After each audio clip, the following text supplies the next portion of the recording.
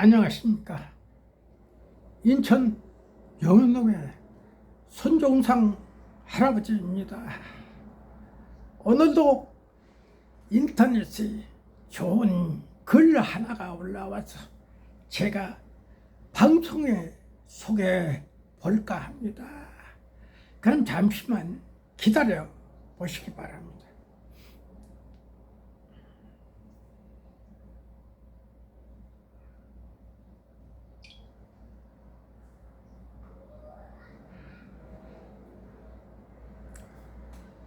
문제의 글은 동아일보 이기용 칼라 제2의 문재인 막을 문재인 실종 백서 이렇게 나온 글입니다.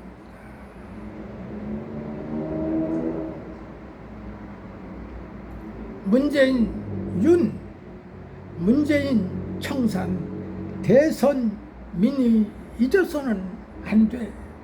두루뭉술 총론적인 비판 그치지 말고 문정권 5년 낱낱이 파헤치고 객관 평가해 역사의 기록에 남겨야 한다 하는 이런 글이 올라왔습니다. 얼마나 좋은 글입니까?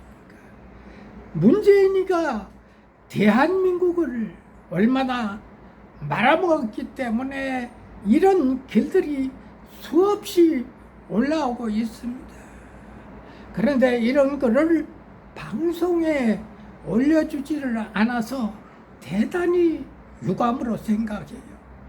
그래서 이 늙은이 내일 모레 죽을 나이지만 내 생명 다하도록 이 나라 새롭게 발전할 수 있다면은 저의 온 심혈을 기울여서 이렇게 좋은 글들을 방송해 보려고 하고 있습니다. 그럼 방송 글을 한 분 제가 소개를 하겠습니다. 이기용 대기자, 윤석열 대통령의 지지율이 부진한 건 정책 방향 때문이 아니다. 지난 3월 대선 때 윤 후보에게 표를 준 유권자 대부분은 외교 정책 대전환과 노조 불법 행위 대응 등 국가 정상화 방안에 대해 큰 박수를 보낸다. 그런데 이 지지율은 대선 때 받은 48.56%에 못 미치는 걸까? 대선 투표자가 3,406만 명이었으므로 지지율 1%는 34만 명에 해당한다. 현재 지지율을 40%라 치면 대선 때 지지자 중 272만 명, 30%라 치면 612만 명이 돌아선 셈이다. 이렇게 많은 지지자가 이탈한 이유는 우선 태도, 좌파 정권 청산 미흡, 경제 상황 등 세 가지로 요약된다. 사실 검사스러운 태도에서 비롯된 비호감 이미지는 정치 입문 직후부터 마이너스 요인이 돼 대선 투표에 이미 상당 부분 반영됐으므로 48%가 30%대로 떨어진 결정적 이유는 아닐 것이다.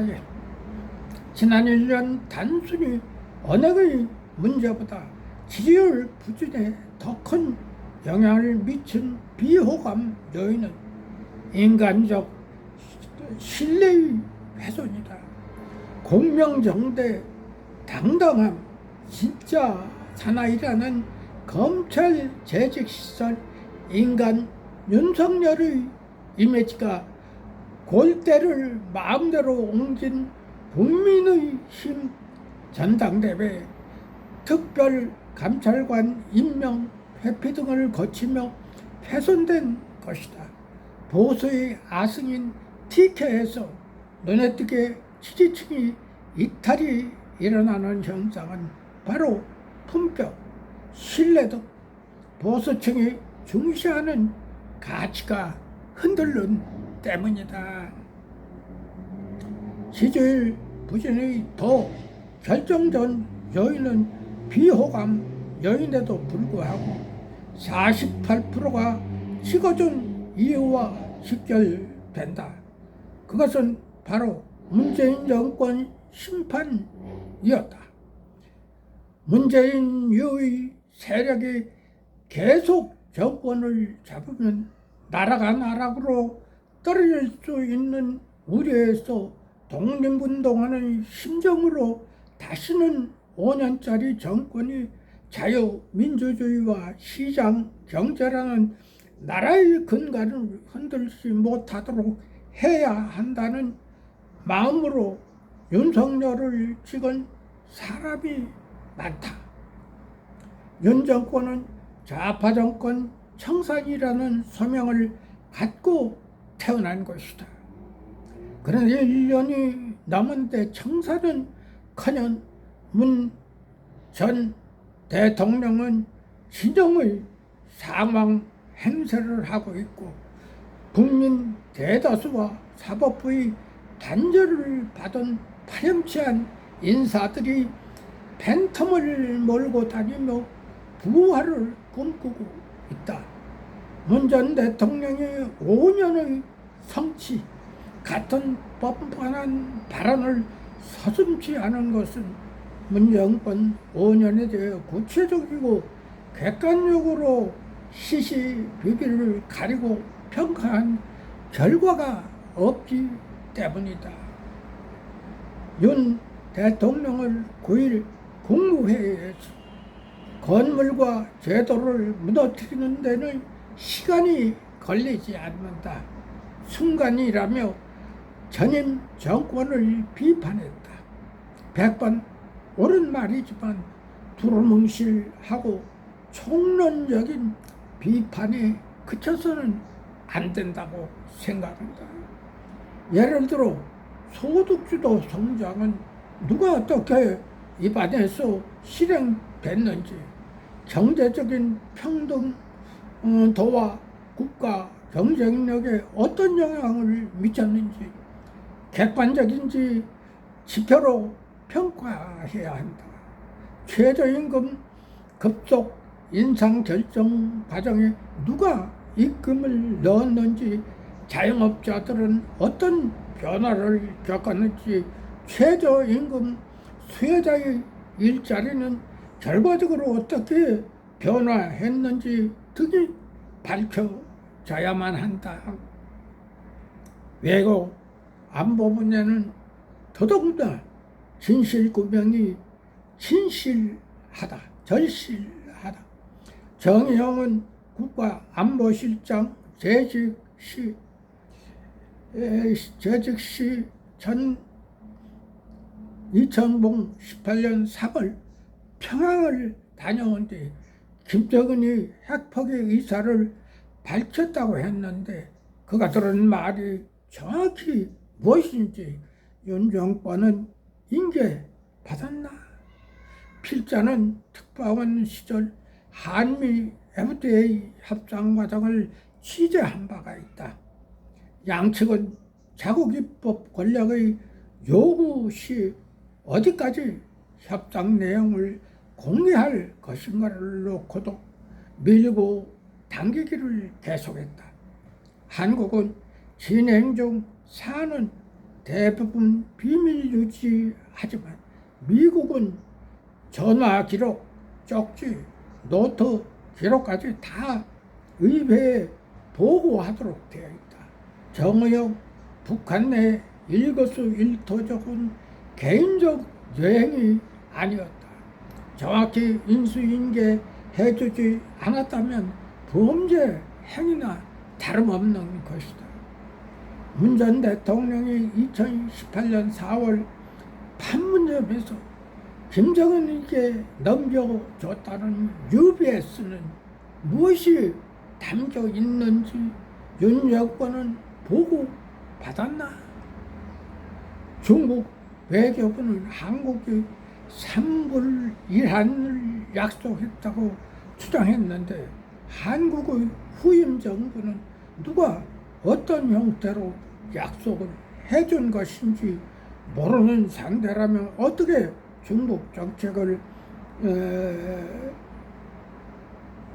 떠나 이렇게 국가 운영에 관련된 사안들이 진실이 묻힌 채 넘어간다면 국가 운영의 기본 상식이 무너지는 것이다. 5년간 정부 부처는 물론이고 산하기관, 조합 등에서 얼마나 많은 좌파 인사들이 국민 세금을 누렸는지, 문학의 학교의 좌파 인사와 단체의 지용금이 어떻게 시급대 좌파 생태계를 강화시켰는지, 이른바 공영 언론들에서 어떤 완장들이 향해졌는지 그 진상을 밝혀졌나? 현재의 경제는 또 전임 정부와 분리해서 따질 수가 없다.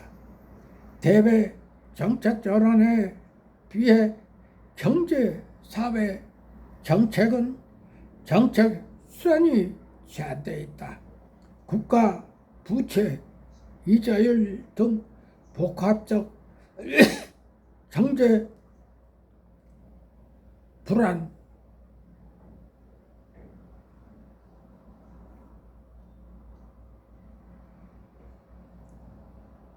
경제 정책 수단의 손발을 묶은 주범이 전임 정권인 것은 부인할 수 없는 사실이다. 문 정권이 사회 안전망을 구축한다며 돈 뿌리며 성장 정책을 펼 결과 엄청난 국가 부담으로 돌아온 상황이다.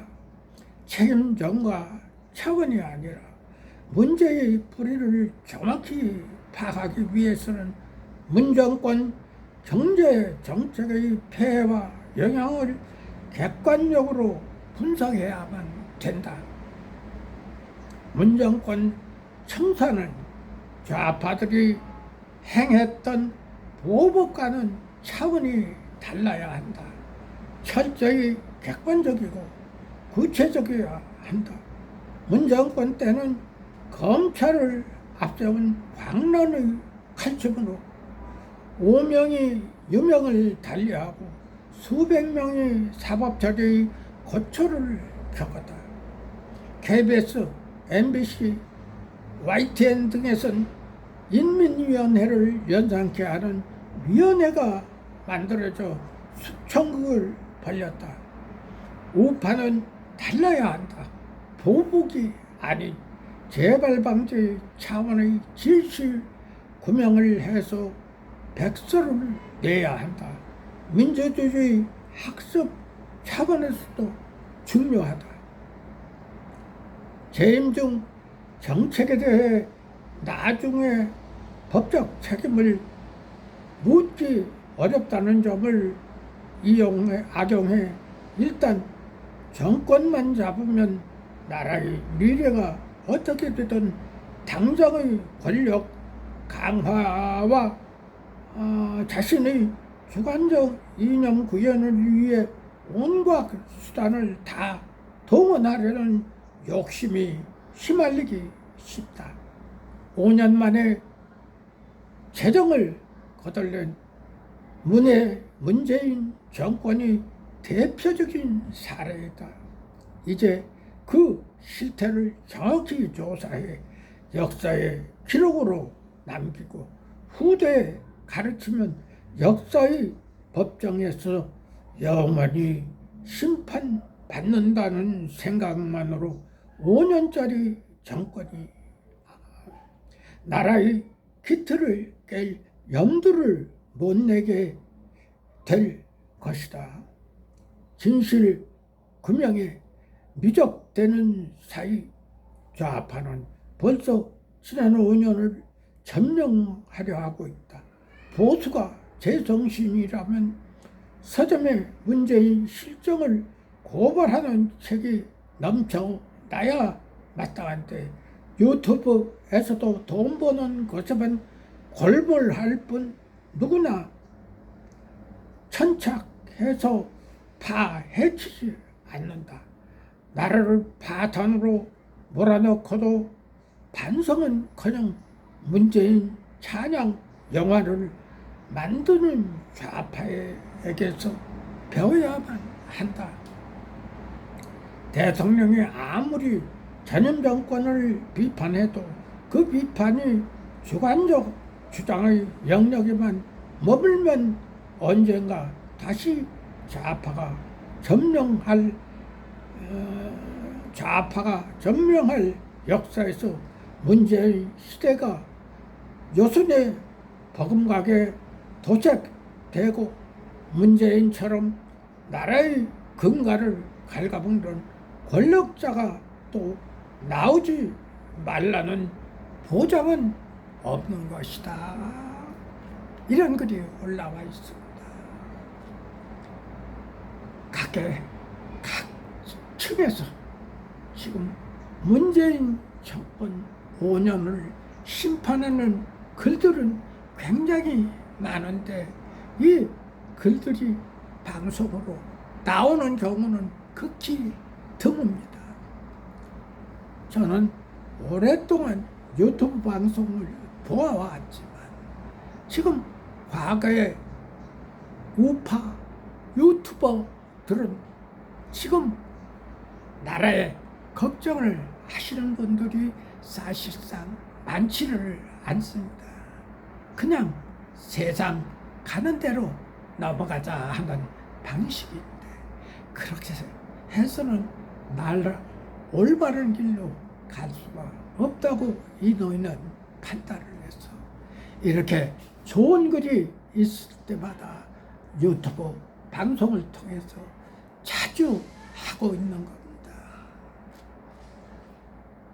앞으로도 계속 이 노인네는 나라를 위하는 일이라면 좋은 글을 많이 찾아서 방송을 할 것입니다. 감사합니다. 이만 방송을 마치겠습니다.